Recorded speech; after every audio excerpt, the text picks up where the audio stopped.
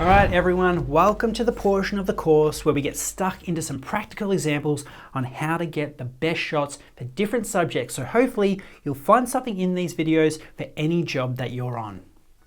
Just before we jump in, I wanted to let you know that we have launched a Drone Video Masterclass, our most comprehensive drone video course ever that goes deep into the best cinematic settings, technical aspects of drone video like resolutions, bit rates and sensor sizes, cinematography tips, key drone movements, how to shoot for specific subjects, as well as using intelligent flight modes effectively. So whether you've never flown, just picking up your first drone, or have been flying for a while and looking to turn your passion into a career, we have links to that as well as other courses and drone deep dives in the description below. First up, property. Now, property is usually the least exciting subject to shoot. Whether it's real estate, a warehouse, or a high-rise building, making a static subject made of bricks and metal sexy and engaging can be a difficult task, especially if the brief from the client is to help to try and sell it. So how do you make your property videos pop? Firstly, we need to look at those 8 shot types we just covered that are essential to any engaging video. I'll be showing examples of each and when best to use them. And these are, of course, the push-in, so flying towards the subject, sometimes with a tilt up. This is best used as an establishing shot or a reveal of the subject. The flyover, where you continue to push in over the house, usually to reveal a view or points of interest. Orbits, where your subject is in the center. It's a nice creative shot that can highlight the building while also showing the surroundings and any other points of interest. Jib shots, lowering or elevating your drone while tilting to keep the subject in frame. This is a nice creative shot that can highlight the shape of a building. The helix shot, which is a combination of a jib or orbit where the drone rises up while moving around your subject. The tripod shot, where the drone remains static but moves to either reveal the subject or show its location in relation to any points of interest. A tracking shot, when moving horizontally or parallel along a property to show details or a scale of the property. Bomb shot or top-down shot, which is a creative shot where the drone is facing directly down over a property, and this can be used for overlaying details such as floor plans or the size of the property.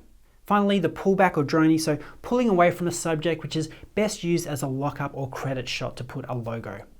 Now, using the features of a building.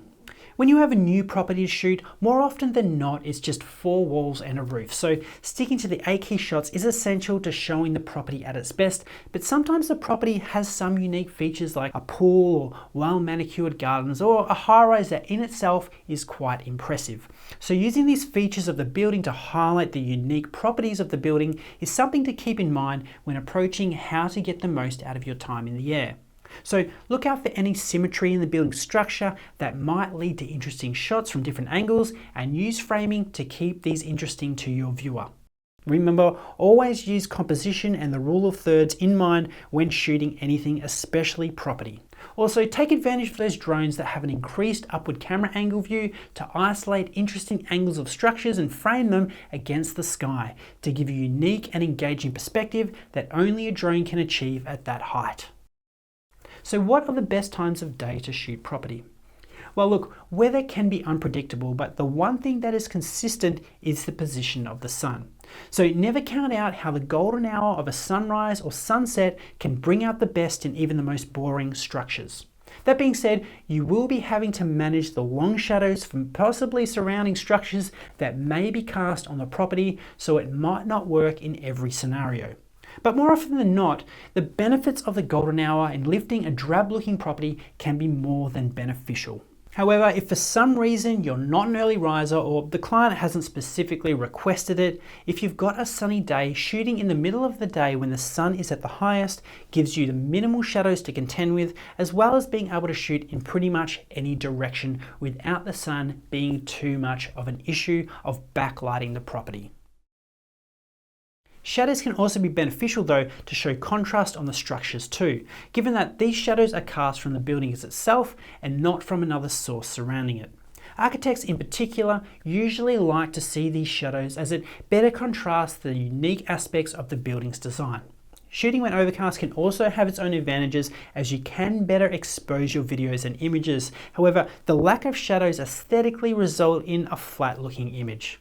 This can be rescued in post-production somewhat, but it's always a better preference to get the best results when on location and in camera. So shooting on a sunny or even partially sunny day, if possible, will always yield better results visually. Let's talk about the direction of the sun. Now, going hand in hand with the time of day is also the direction of the sun in determining when to shoot. So thinking about where the sun is rising and moving across the sky and setting can lead to decision making in getting the best shots possible. If you want to get the sunrise or sunset golden hour, you're talking only around 30 minutes of that to get your shots, so pre-planning is essential. Using apps such as Sunseeker or websites such as suncal.net can show the movement of the sun across the sky, so you can pre-plan, so when you get on location you know where you need to be to execute shots to get those sexy sun flares or highlight unique features of the building bathed in that golden hour sun to really make even the blandest looking buildings pop. Sometimes you can use your drone's automated features to both save time and get those shots first time, especially when you're racing against the sun for these golden hour shoots. So here are the top 3 we recommend following. The point of interest or spotlight. These features help maintain a smooth orbit around the subject that will then let you focus on getting the exposure right. Simply frame up your structure in the center of the screen, highlight on the screen using your finger, select point of interest, select your direction, speed, and press go. Orbits are generally slower movements, so as motion blur isn't as much of an issue, we recommend prioritizing the aperture and automating the shutter speed to manage exposure as the drone moves either towards or away from the light source. This will help keep your subject well lit and prevent any noticeable changes in the exposure as the drone moves around. You also have the freedom to move the drone towards and away from the structure using the right stick while the camera tracks to give you some more dynamic movement and create depth of field if you have anything interesting in the foreground or background. This will look even more dynamic if you're using a drone with a medium or tele lens, as the background will be much more compressed, making the building appear closer to points of interest like the beach or CBD areas. This mode works not just for video, but you can also use this mode for photos where you need to get different angles to perhaps add some points of interest later. You can set the orbit, and as you start to move around, use the shutter as needed to capture every angle around the property.